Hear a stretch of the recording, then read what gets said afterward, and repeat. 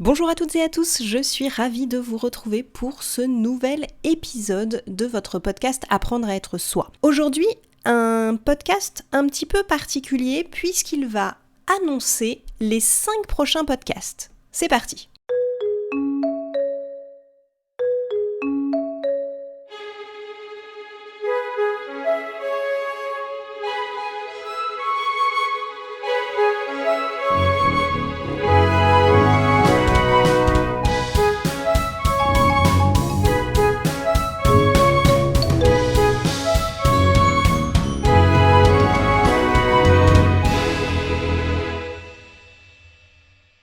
On va parler de piliers de vie. Alors si vous tapez piliers de vie sur internet, eh bien vous allez vous rendre compte qu'il existe des théories à 7 piliers de vie, à 9 piliers de vie, et chacun va effectivement mettre des choses assez différentes dans les piliers de vie. Moi, je vais vous proposer une théorie que j'ai assez peu vue mais qui m'a été enseignée pendant ma formation de coaching, qui est une théorie avec 5 piliers de vie. Et on va justement passer les 5 prochains podcasts à développer chacun de ces 5 piliers de vie. Mais pour éviter qu'il y ait un podcast qui soit trop long, j'ai préféré faire maintenant un podcast qui vous présente ce que sont les piliers de vie, qui ils sont, et comme ça, dans les prochains podcasts, je pourrai me consacrer intégralement à chacun d'eux. Dans les prochains podcasts, vous aurez une explication précise de ce qu'est le pilier de vie, mais aussi des exercices précis qui vous permettront de trouver vos piliers de vie ou alors de les équilibrer dans votre vie. Aujourd'hui, je vais me concentrer sur ce qu'est un pilier de vie dans la théorie des 5 piliers de vie et simplement vous nommer et vous donner une grande définition de chacun d'eux. Un pilier de vie, c'est quelque chose qui va soutenir votre vie. Et si vos 5 piliers de vie ne sont pas équilibrés, vous allez avoir une vie qui va être, je dirais, en partie bancale, si on garde l'image du pilier. Ça fait un peu comme si votre vie était un socle qui reposait sur 5 piliers. Si vous avez un pilier qui n'est pas assez fort, votre socle ne va pas être stable. Ce qui veut dire que votre vie va connaître des difficultés que vous aurez peut-être du mal à identifier. Et donc, il faut que vos 5 piliers de vie soient solides, soient bien en place, de façon à ce que le socle de votre vie soit sain pour que vous puissiez, après, créer une vie épanouissante. Donc, c'est vraiment important de comprendre ces 5 piliers de vie et de savoir comment les équilibrer et après, comment faire pour qu'ils restent stables. Et c'est ce que l'on fera dans les 5 prochains podcasts. Les 5 piliers de vie sont les valeurs, les besoins, le zéro parasitage, la mise en place des limites et les super réserves. Alors, je pense que quand je vous dis valeurs, besoins, limites, pour beaucoup d'entre vous, ça vous évoque quelque chose. Le zéro parasitage et les super réserves, c'est déjà un petit peu plus rare. Je vais donc, comme je le disais tout à l'heure, simplement vous donner une grande définition de chacun de ces 5 piliers et je les développerai en détail dans les prochains podcasts. Il n'y a pas d'ordre dans ces piliers, donc là je vais les prendre dans un ordre complètement aléatoire. Ne pensez pas, et c'est pareil, les podcasts seront faits dans un certain ordre.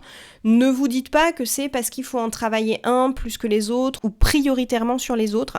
Ils vont souvent avoir des liens les uns avec les autres, mais par contre, il n'y a pas d'ordre pour les travailler. Ça, suivez votre intuition, suivez ce qui vous parle. Alors c'est vrai que comme moi je vais vous en présenter un par semaine, vous allez peut-être avoir tendance à les travailler dans un certain ordre, mais ça n'a pas forcément d'intérêt. J'aurais pu les mettre dans l'autre sens. Donc voilà, pas de priorisation là-dessus. Il n'y en a pas un qui est plus important que les autres. Il faut vraiment tous les travailler. Les valeurs, c'est ce qui est important pour vous. C'est ce qui définit pour vous la notion de bien et de mal. Alors, notre société, certaines religions, notre éducation nous a inculqué certaines valeurs qui, pour qu'une société puisse vivre en groupe, on a en commun.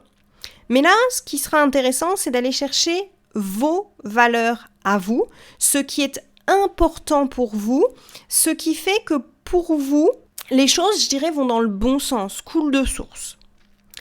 Les besoins, ce sont les choses qui sont considérées comme nécessaire à l'existence. Ça va être un besoin impérieux pour vous. C'est au-delà de l'envie, c'est vraiment quelque chose où si vous ne l'avez pas, vous avez l'impression ou vous ressentez que votre vie est en péril. Donc, ces besoins-là, ils sont catégorisés par différentes théories qu'on verra justement dans un podcast. Et ce qui sera intéressant, c'est d'apprendre à repérer vos besoins, d'apprendre à les nourrir et le plus possible d'apprendre à les nourrir par vous-même de façon à ne pas devenir dépendant de quelqu'un ou de quelque chose. Le zéro parasitage. Alors ça, c'est quelque chose dont on entend assez peu parler et qui, moi, m'a beaucoup parlé quand je l'ai découvert lors de ma formation de coaching. C'est toutes ces petites et ces grandes choses qui vous pourrissent la vie et sur lesquelles vous pouvez avoir une action. Donc, en fait, il faut absolument que vous les identifiez et je vous donnerai toute une méthodologie pour identifier vos parasitages et une méthodologie pour progressivement les éliminer afin de pouvoir vivre une vie en zéro parasitage, c'est-à-dire avec quasiment rien qui vous pourrit la vie. Et je trouve que cette idée de pouvoir se construire une vie dans laquelle on n'a rien qui nous pourrit la vie, c'est quand même hyper important. Dans ce podcast, on verra déjà clairement ce qu'est un parasitage, parce qu'il y a des choses qui sont des parasitages qui nous pourrissent la vie, et il y a des choses qui nous pourrissent la vie, mais qui malheureusement ne seront pas des parasitages, et sur lesquels il faudra agir autrement. Le pilier suivant, ce sont les limites.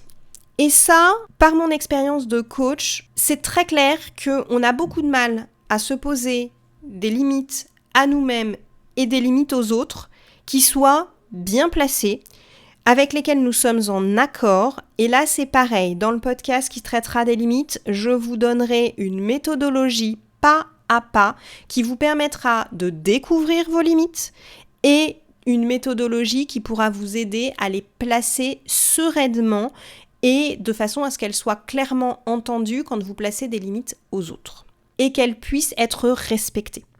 Dernier pilier dont je vous parlerai, ce sont les super réserves. C'est un peu comme le zéro parasitage. C'est quelque chose que j'avais pas entendu parler avant ma formation de coaching et qui paraît pourtant extrêmement évidente et qui permet vraiment, quand on arrive à les identifier et à y faire attention, qui vraiment nous facilite la vie. Les super réserves, c'est un ensemble de ressources physiques, morales, voire émotionnelles auxquelles vous pouvez faire appel.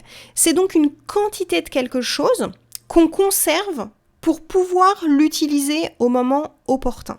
On verra qu'il y a des réserves qui sont communes un peu à tout le monde et puis des réserves qui vont nous être très personnelles.